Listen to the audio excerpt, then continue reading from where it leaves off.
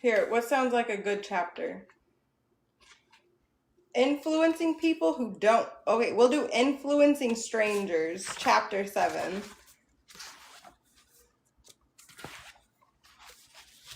Yeah, story time FTW. Hold on. We're gonna read chapter 7, influencing strangers.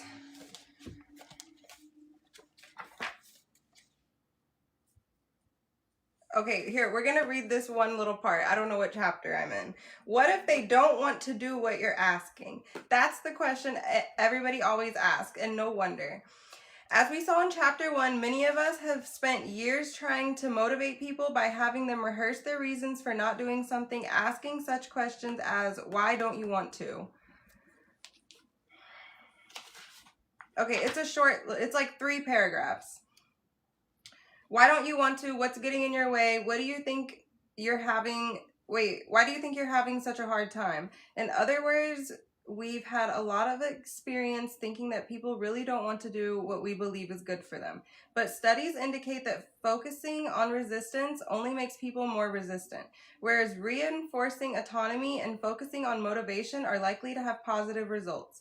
Research has shown, for example, that people are more likely to understand health-related behavior, healthy eating, exercise, taking medications as prescribed, if they have heard about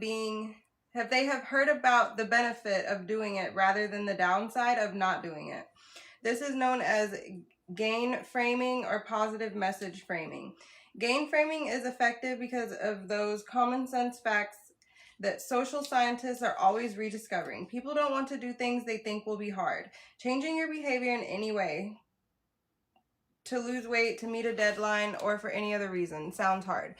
And I hope I'm reading this, I feel like I want it to sound like a cohesive, like I'm not reading the sentences properly. Okay, this is the last paragraph. And if you ask people why they aren't doing something, it starts to sound even harder. What approach can bring about influence? Shifting the conversation away from what's hard to the potential upside. What might be good about this behavior for you? Why might you want to do this? If the obstacles were to magically disappear, why might this be something you would choose? In my experience, most of us are used to framing things negatively, so it takes a bit of practice to present things differently. But think about it. Why might you want to put a little effort into that kind of reframing? What would be in it for you?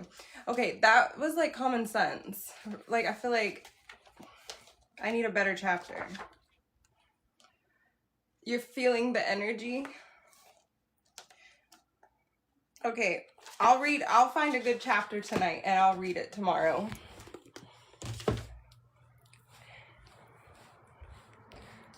And then I'm gonna use it on you guys. I'm gonna use it to see if it works.